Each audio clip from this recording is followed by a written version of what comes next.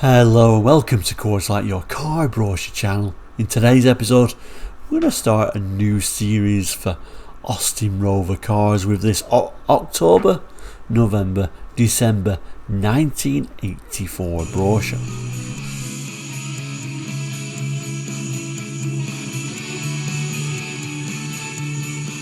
Hello and welcome back to Quarterlight. Now if you're new to Quarterlight, we're a car brochure channel looking at car brochures from around the world for the 60s, 70s, 80s and 90s and sometimes beyond that as well. So if you're interested in cars, looking back at cars gone by, maybe your family's car or your best friend's family car or even a car you've actually owned, please consider subscribing.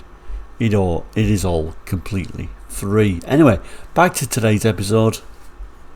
October, November, December 1984 Austin Rover. Well, I thought I wasn't really planning on doing this one, then I thought there's been so much interest in this particular brochure and this particular series we've just looked at for 1978 that I think there's enough interest to carry on looking at these lovely cars, but now moving them into the 80s, and it was quite a nice range actually. Anyway, let's throw this brochure on the board there, have a little bit of an introduction and see which car comes first. And no, it's amazingly not the Mini. Let's have a look. Brochure's on the board, and yeah, I had it upside down, didn't I? What am I doing? I also said 78 and it's of course 1977, and we just looked at this. I don't know, we're off to a great start, aren't we? But yeah, that was an amazing brochure, wasn't it, for Leyland cars. 1977, must admit, right up there with probably my top three, or certainly one of my favourite brochures that I actually own. A really good series, and it just shows what a vast array of cars Leyland cars were trying to sell at the time, all the way from the Little Mini all the way up to the Daimler, all in one brochure. Let's move things on a bit. 1984 we're going to be looking at now.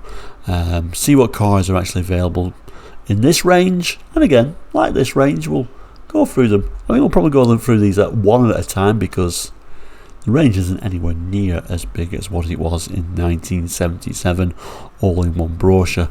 Makes a little bit more sense, dare I say. We may also kind of have a look at this one at some point. I don't know if we'll look at it in this episode, but in some points we'll look at this October, November, December 1983, so 1 year earlier. I think it was a good contrast how things kind of like change as we move along. But yeah, certainly this is an interesting brochure. Front cover, the star car there is the Metro. Let's take a look at that. And here it is. And of course the main thing now is, and some people refer to these as the Mark II actually, the Mark II Metro, but the main change here for October, November, December, I think October 84 was the 5-door, so more options now for the Metro. Let's just turn to the back of the brochure. Just turn to the back page, right at the bottom of the back page, or the back cover. This is obviously where your dealer stamp would have been. Austin Rover, publication 3627B, and that refers to October, November, December 1984. But other than that, the brochure itself on the back is pretty plain. So let's turn to the front page and let's go to the first page and see what this brochure is all about. So we've got Austin Rover news, and then we've got like the contents page proper. Really the news is telling us a few things which we'll probably come back to depending on what model we're looking at. It says here the new Metro, which obviously is highlighting here, now an even stronger range, 3 doors or now 5 doors. On the opposite page is the contents page.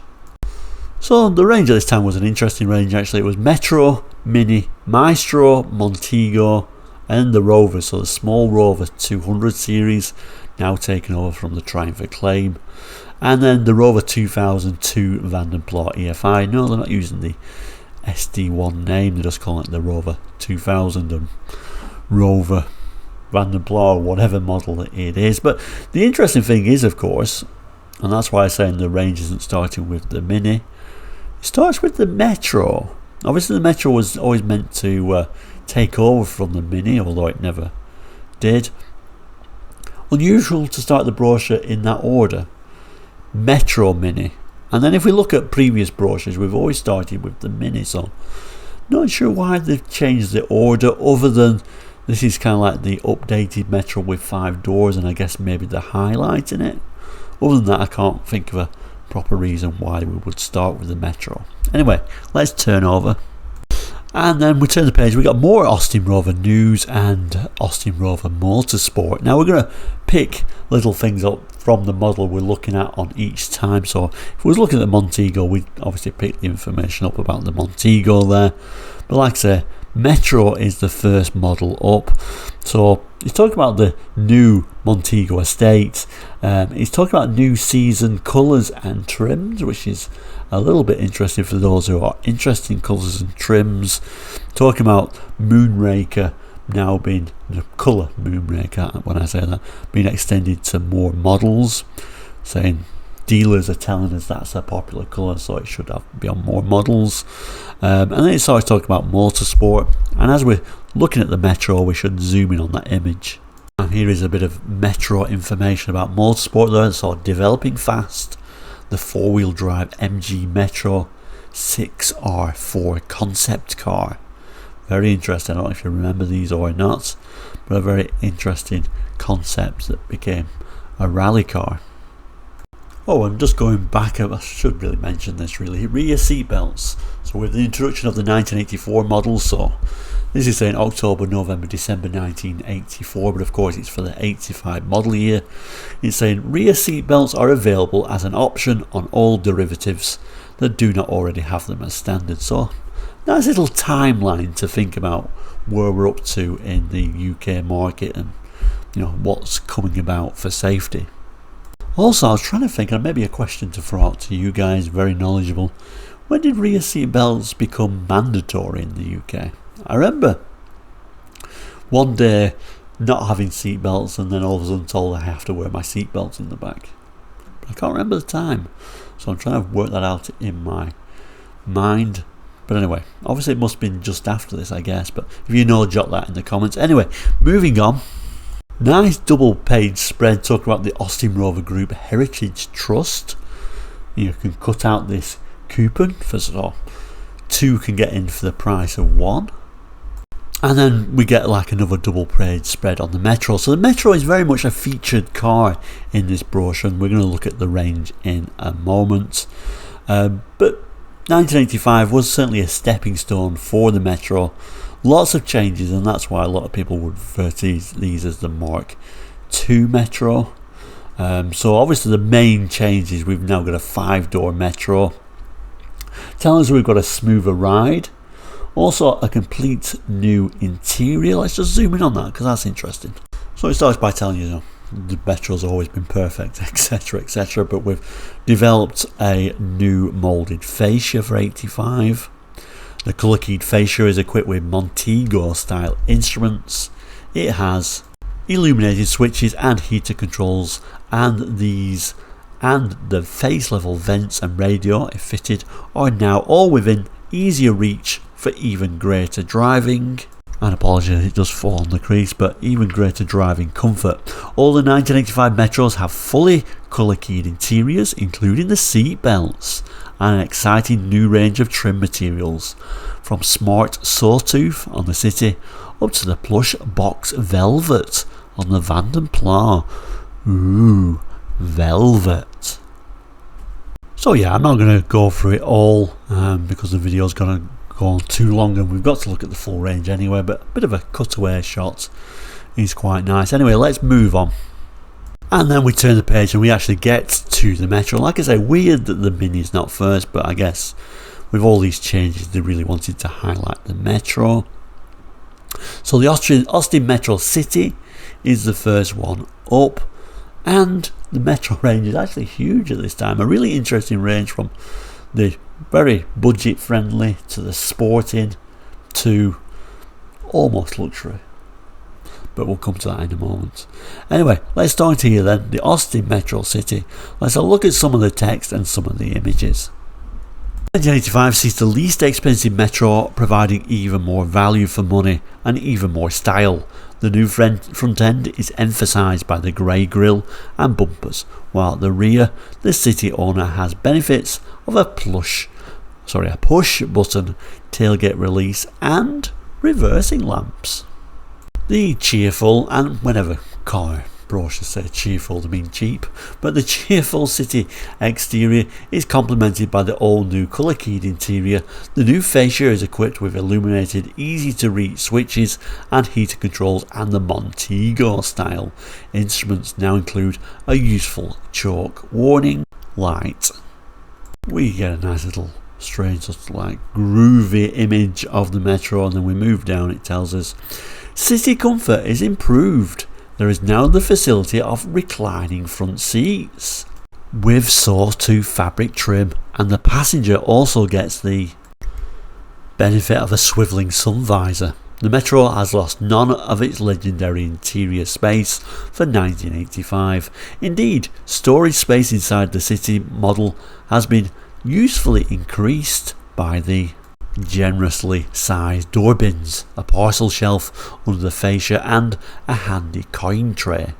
Powered by a 44 bhp A+ engine, the 1985 City retains all the technical advantages and fundamental benefits of the metro design. Furthermore, none of its competitors offer such an advanced braking system, nor the security, comfort and economy benefits of the TD wheels and tyres. Optional extras. So we can get clear coat metallic or black paint, heated rear window, rear wash wipe. In addition, on the inside you can specify front seat head restraints and rear seat belts. And for your entertainment, and just before we go to the entertainment, where it's just talking about a radio, push button radio, stereo, cassette player. Unusual, isn't it? We've still not got standard head restraints here. Late 84 for the 85 model range, and a little bit weird we're not even offering a rear wash wipe, so super basic. So, and of course not even a radio, I guess. Let's just move on to it. It's talking about a radio. It tells us there's a choice of a push button radio or a push button radio, stereo, cassette player. So yeah, not even a radio as standard, and this is an 85 model year car. Anyway, let's have a look at the interior. So this is your interior, and certainly it's a big improvement, much nicer wheel, nicer instruments, certainly more grown up from what was. In fact, this is probably a good time to bring out the October, November, December 83 brochure, so 1 year earlier, just to show you what the interior looked like. A very simple switchgear for a very simple car really, but that's the interior 1 year earlier, so it was certainly a vast improvement, wasn't it? So yeah, I do much prefer what the steering wheel, and these are both the base model, the City, so like for like. So we can see how they've certainly moved on the metro. Look at the seats, and I actually really like the seats. That looks so nice for a base model, doesn't it? Shame it doesn't have the headrest, otherwise I would give that a big thumbs up. That interior looks really nice. A very nice seat for a base model car. And of course, you know, we've only got wind up windows, but these are very budget cars. Overall, we can also see these large door pockets in the doors now. So the main image is actually a very attractive colour, isn't it, for a base model, this metallic blue. And there is a colour code at the end of this, or a colour chart at the end. We'll certainly have a look at that at the end. Of course, the metallic paint would have been an optional extra at the time. We can certainly see that it hasn't got any of those head restraints, although I know it's a weird thing to say, because obviously it's a safety thing and it really needs to be there. The nice thing about that is you look behind and you know it's easy to look around the car. There's nothing really obscuring the view, not even a rear wiper. But yeah, I think it would have needed that. So maybe most people would have at least gone up to the next model, but nevertheless, a nice entry level car. This image showing a couple of people looking like they're going to do some sporty activity in very short shorts. So yeah, this is how the range starts. The base model City, and if you're wondering how much these were, we do have a price list as well from October 84, and we'll certainly come back to that at the end and see where these cars fit in. Anyway, let's move up the range. We move up. Logically, we get a cityx, or the city model with extras, I think is probably what they was trying to say here. So obviously we're going to see a little bit of an improvement. What did you think of the Metro? I've never really asked this question, have I? Did you like the Metro? I always thought it was a nice little car, and I'm glad that Austin Rover came up with this. I think the only thing that, I don't want to say against it, but the only negative thing I can say is it should have been in here, shouldn't it? So 77, 78. This is when they really needed a small hatchback, and it would have sold extremely well. Although later on in the 80s, the Metro did sell well. I think around about 83 was its best year when they sold a lot. Not as much as say like an Escort numbers, but it did pretty well. And I think the main issue is what I'm trying to say. The main issue with the Metro, it didn't come soon enough, and they dragged it on too long. But that's very much a Austin Rover British Leyland theme for the 70s as well, really, isn't it? Anyway, I'm waffling, and there's a lot of models to get through. Let's have a look at the Metro cityx. So the 1985 Austin Metro cityx not only builds on the already impressive new city specification, but also provides the most exciting innovation in Metro motoring. Now you can choose your Metro cityx with 3 or 5 doors. So this is where your 5-door model comes in, adding that bit more practicality. The versatile new 5-door versions means no sacrifice to either comfort or economy. There is deceptively no increase in the car's overall size. I don't think anyone really was fooled that it was a bigger car, but nevertheless, but don't be fooled by thinking it's a bigger car. Although it would seem that the Metro's already roomy interior is even more spacious apparently. The 5-door cityx is clearly a car that provides even more convenience and adaptability, and is especially tailored to the many and varied needs of family transport. You get this nice little image, which I presume, sorry it's on the crease again, yeah, it's kind of like showing the 5-door next to the 3-door version. Looks like we've got a tailgate wash wipe, nice, which is nice. So I think most people would have at least gone up to the cityx, I think. Again, that much nicer interior, making it look a lot more grown up. We've got an adjustable seatbelt mounting, and possibly the cheapest door mirror you could put on a car. Again, very nice looking seats for what is a very basic car, though again, no head restraints. And that is the rear seat. Ooh, look, we get the fascia mounted digital clock, that's nice. Anyway, let's continue. The X on the cityx means extra benefits. The benefits of rear wash wipe, heated rear window, an extra rear fog lamp for those wet or foggy days. Also the benefit of a passenger door mirror for easier manoeuvring and motorway driving. Extra security is provided for the luggage with the detachable hinged rear parcel shelf, and for the fuel tank with its locking filler cap. The cityx new fascia also has the extra convenience of a digital clock to supplement its new Montego style instruments.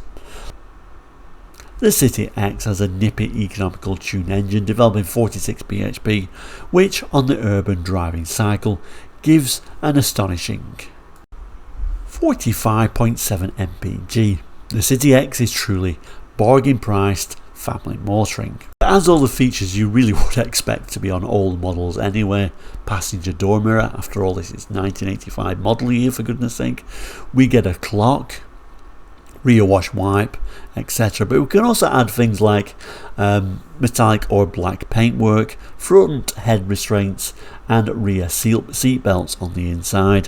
For your entertainment, a push button radio or radio stereo cassette player can be specified, so again, doesn't seem to come standard with a radio. If you so require, you can order your cityx with a low compression 41 bhp engine, which runs on 2-star fuel at no extra charge. Main image is, as you would expect, the 5-door model. A little bit of a close-up look at the decals there, so cityx. Next to that fuel door, they actually had to move that fuel door, of course, for the 5-door, because they positioned it very weirdly on the 3-door, if we have a look at that. And you can see this is the lower spec City, but the same with all the models. You can see this weirdly positioned of where that fuel door used to be for the 3-door model. Next model up then, and when we turn the page we can see that is the 1 litre and 1.3 litre L. So let's take a look at that. So really think about it in like Ford terms. We've kind of like looked at the City and cityx, like Popular and Popular Plus really, and now we're up to the range proper with the L. So the L specification Metro model are both doubled and enhanced for 1985. They are doubled because both the 1 litre and 1.3 are now available with a 3 or 5 door. Goes on to tell us that's obviously going to broaden the appeal.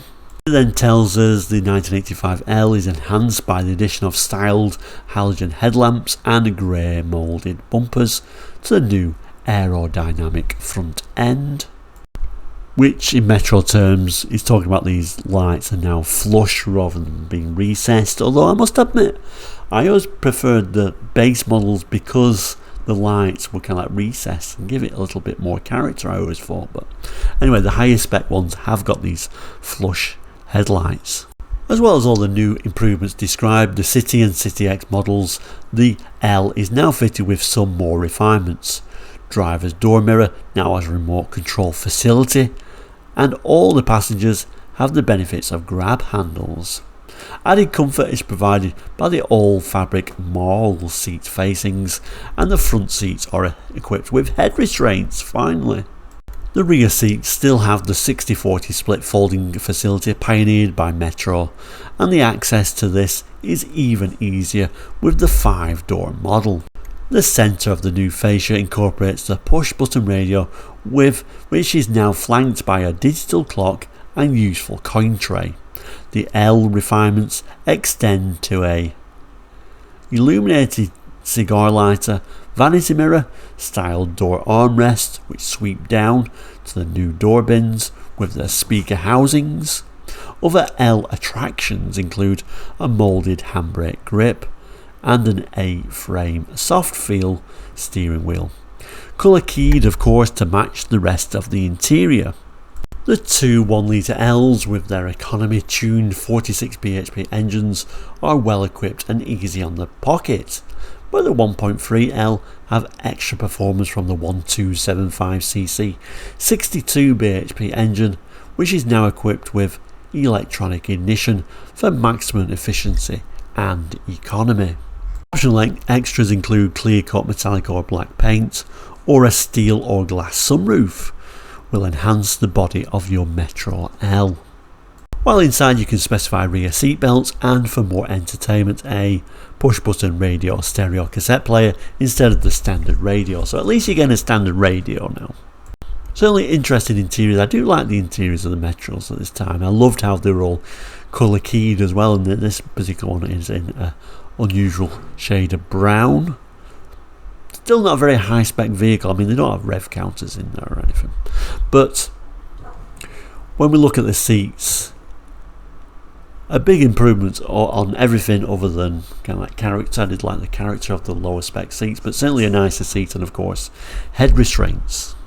The image is picnicking with their 5-door Metro, extremely close to the river actually, unusual parking spot, but there we go, in a very sort of unusual beige, sort of hearing aid beige colour, which I'm not really approve of, but certainly it's a colour of its time. Anyway, let's move up the range. Moving up the range, interestingly they don't bother with a HL, and they move up straight to a HLE, both a 1 litre or 1.3, but you know, these are going to be luxury Metros now. Let's have a look at the text. So E, they're really talking about economy, and it certainly highlights that here. It says the HLE is the Metro which combines outstanding fuel economy and notable luxury. For 1985, its attributes are even more identifiable, and it also becomes available in 5-door form. With the 1.3 litre engine, The other HLE is a super frugal 1 litre, which continues as a 3-door. It then goes to show us, kind of like highlighters, the HLE's luxury features like a roof-mounted digital clock. The special HLE features are the 3+E transmission and the tailgate spoiler, which, with Metro's new front styling and TD wheels and tyres, contribute to achievements by the 1 litre model of an outstanding 67.6 miles per gallon at 56 miles per hour. Then we get a little image of the centre console storage and tells us the economy transmission gives an even more relaxed and economical motorway cruising without compromising Metro's excellent drivability, and the new 7.8 gallon fuel tank could allow over 400 miles before refuelling. The luxury of the HLE, distinguished outside by the bright rubbing strip and side indicator repeaters, is announced inside by the smart plain and moon stripe tweed fabric trim, which extends to the comfortable front head restraints. On the floor is a centre console and a stylish new gear lever, while up above is a roof mounted console with digital clock. Driver comfort and convenience is now increased by more new HLE benefits. Both the variable delay intermittent wipe facility and the programmed wash wipe cycle are a boon in wet weather driving. The new glove box light and the load space lamp make nighttime packing easier, and 2 more face level vents either side of the push button radio give extra daytime cooling. The 1 litre HLE 3-door gives the ultimate Metro combination of comfort and fuel efficiency, while the 1.3 HLE 5-door has a performance and versatile bonus and very little loss of economy. So optional extras are quite similar to the L actually. It just adds central door locking. That's quite interesting for a Metro. Of course we get rear seat belts, electric front windows and push button radio, so that would certainly spec it up to being a high spec model if you threw central locking and electric front windows onto it. A look at that interior, this time in blue.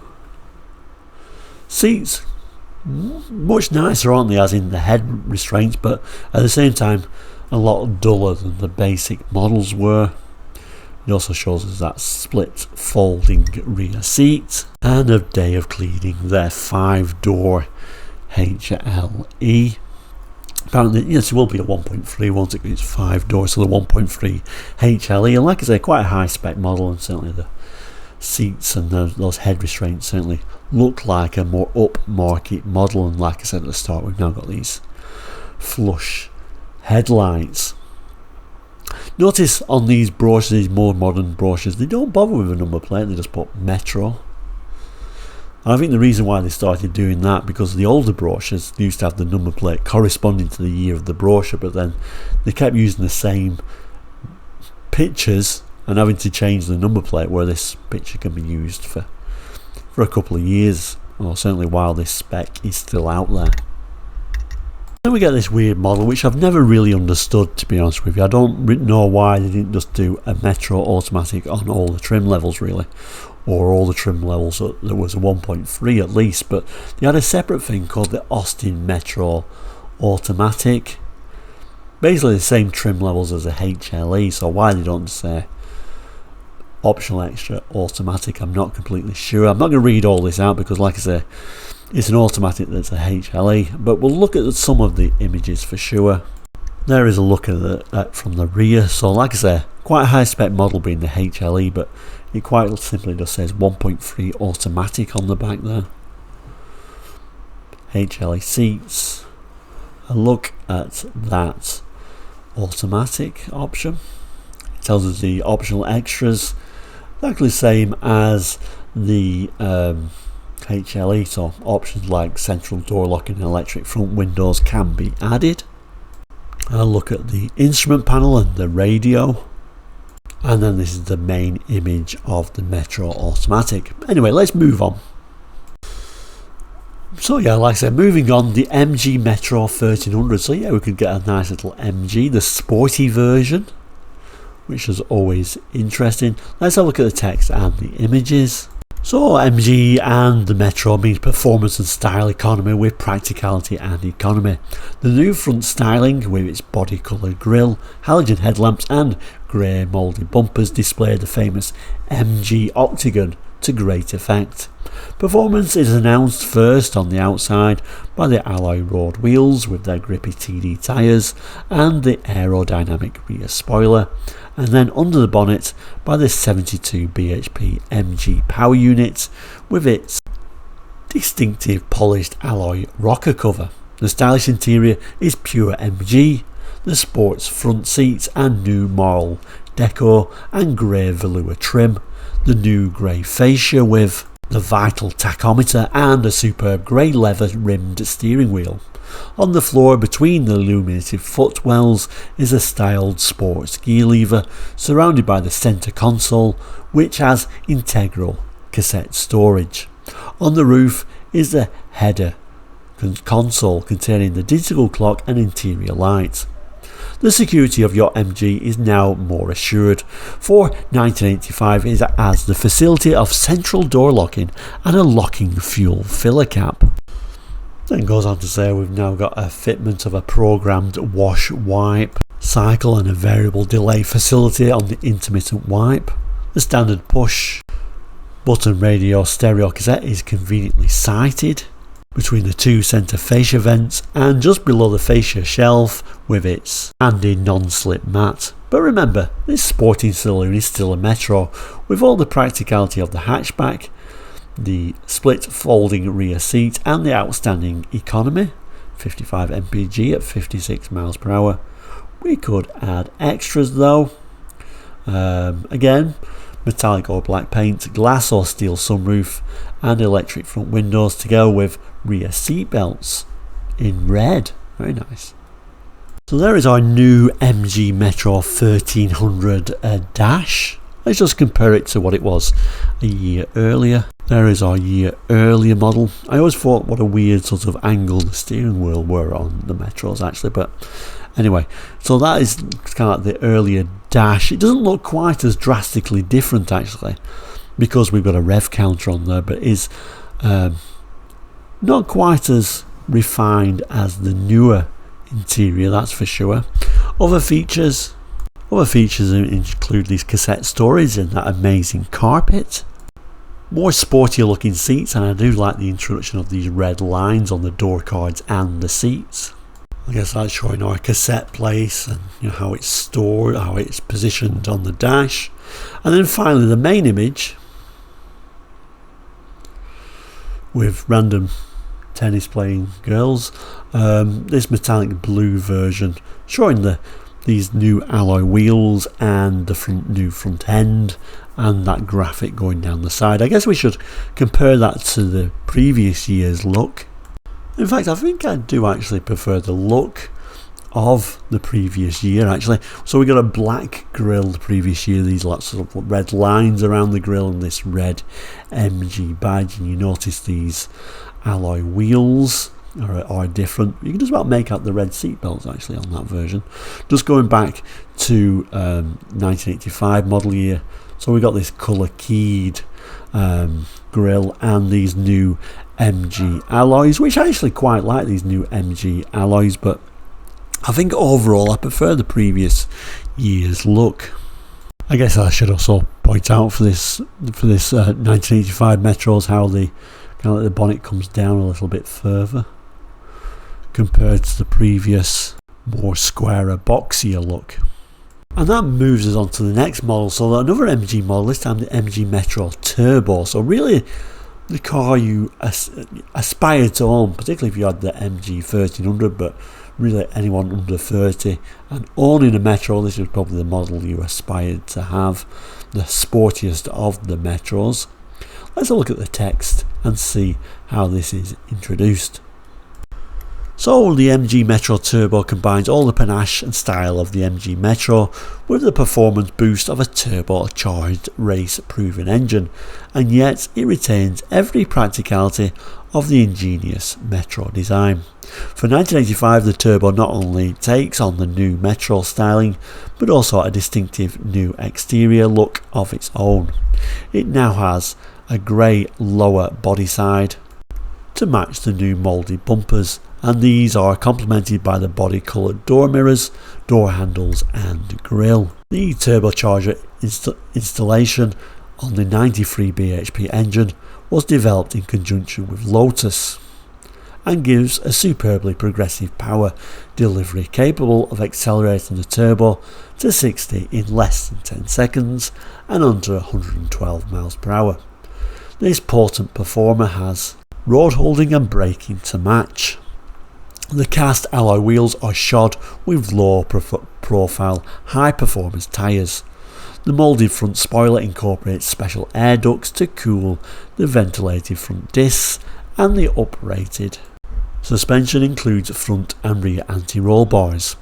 The 1985 Turbo sports the stylish new MG interior and all its ergonomic improvements.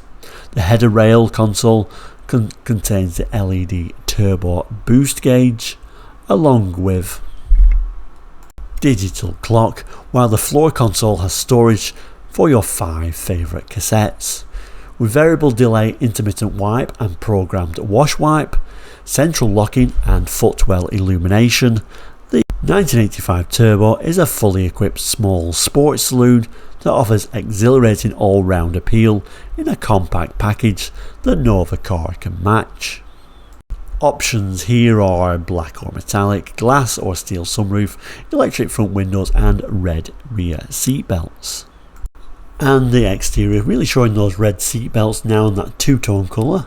Very nice, and of course couldn't be the 80s really, could it, with red turbo badges everywhere, and of course the MG badge on the front. So what did that look like the year previous?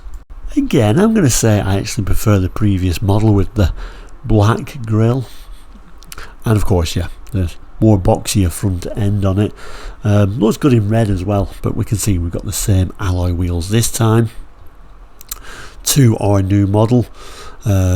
And I think this really does change the look of it, having this lower bonnet line, which was the change for all the Metros, of course. But like I say, I think I prefer it with that black grille. I think it looks a bit more sporty. But anyway, let's move on to the luxury top of the range model. And I say that, but actually the Metro 1300 or the Metro Turbo would have been a more expensive car than this, but we'll have a look in a moment. But this is like the luxury Metro. Think in Ford terms the gear, the car you aspire to own. The Austin Metro Vanden Plas, and yeah, I'm saying Vanden Plas, it's wrong, but I'm going to continue saying that, and no doubt we'll get at least one comment saying that's wrong, but I'm pretty sure even Austin Rover at this time called him the Vanden Plas, so I'm going to stick with it even though it's wrong. Anyway, I'm going to read the text and then we'll look at some of this loveliness. When the Vanden Plas tradition is applied to Metro's spacious practicality, it results in the ultimate in small car style and luxury. Now the Metro Vanden Plas has the beautiful new 5-door body and its new front styling, body coloured mouldings, bumpers and silver grey grille. The Vanden Plas exterior is further distinguished by the bright finished door handles, the coach line and rubbing strip with the full width wheel trims with their VP monogram. The new 5-door body with its central door locking facility means more graceful access to the luxurious new interior. The driver and passengers are welcomed in daylight by the interior airiness conferred by the standard glass panel sunroof and bronze tinted windows, and at night by the convenience of footwell illumination and courtesy light operation by all 4 passenger doors. They ease into seats which are fully trimmed in plush box velvet and rest their feet on cut panel carpet. Around them, the Vanden Plas tradition is exuded by the burr walnut veneer inserts in the doors and fascia. Certainly, that is an attractive proposition. The electrically operated front windows and the leather trimmed steering wheel. Entertainment is provided by the push button radio, stereo cassette player and cassette storage is provided in the console below. For 1985, the Vanden Plas driver has the convenience of programmed wash, wipe and variable delay intermittent wipers and the effortless performance of an even more refined 71 bhp version of the MG Metro 1275cc engine. So, optional extras. Such a well appointed luxury car needs few optional extras.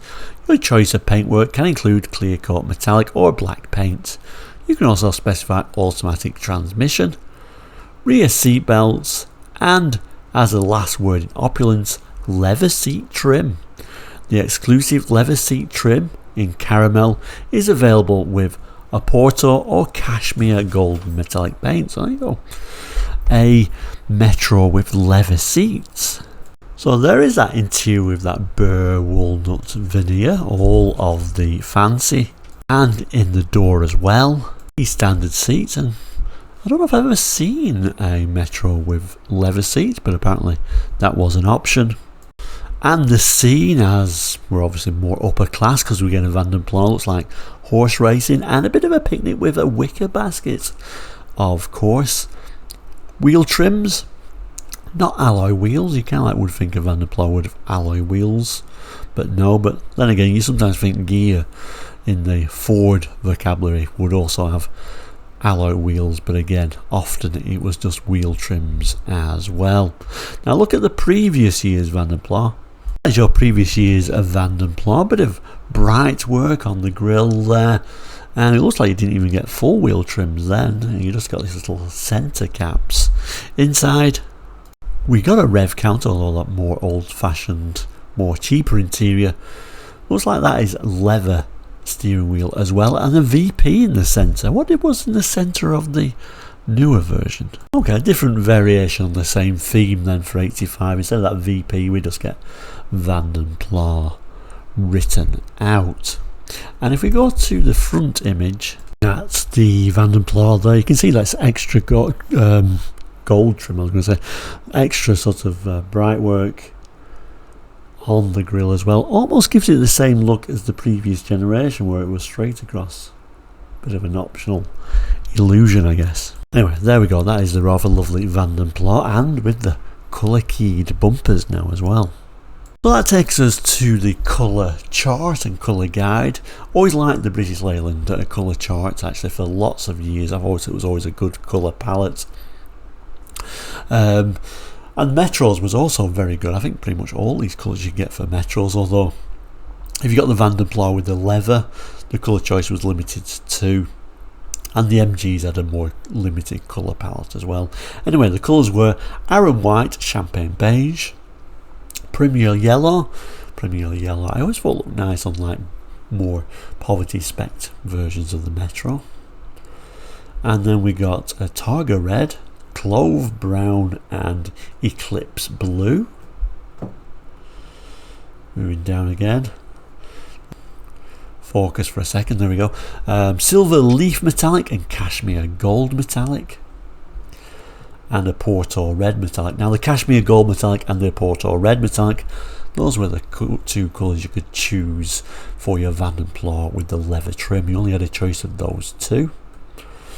And then it brings us down to a couple of my favourite colours in the Austin Rover range. Opaline Green Metallic and Zircon Blue Metallic. I always liked them, and like in the early 80s I always thought they looked quite a modern colour. And then finally this Moonraker Blue Metallic has now been added.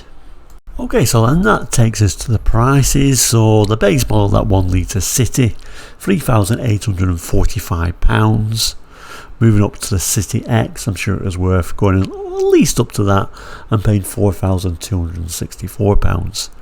Now moving up to the more desirable models, if we're going to look at a 1.3 Vanden Plas 5-door, £5,984. Certainly a big jump in price, but certainly not the most expensive. So the MGs were 5,713 for the 1300. For the 1300 Turbo, the most expensive Metro at the time, £6,371. We get various different options. So if we wanted like central door locking on the 5-door HLE, it was £202. Head restraints for the City and cityx, £33.73, was certainly a worthwhile option to add. For the Vanden Plas though, the leather trim, and it was only available on the Vanden Plas, that was £254. So if you wanted to make your Vanden Plas even more plush, that might have been a nice option to add on as well. So there you go. We really need to wrap this one up as the video is going longer than expected, but that is the Austin Metros as seen in October, November, December 1984 Austin Rover catalogue. And I guess this is episode 1 of what will become the full range of cars that Austin Rover was actually producing. Next week the Mini, weirdly out of sync, but the Mini range only quite small at this point. I guess the Metro was always designed to replace the Mini when it really didn't ever manage to do so. Anyway, thank you so much for watching today, and as always we'll say, please do remember to like and subscribe. It is all completely free. I'll also add a couple of boxes there for other videos you can have a look at. But once again, thank you for watching. Please do take care, and we'll see you very soon.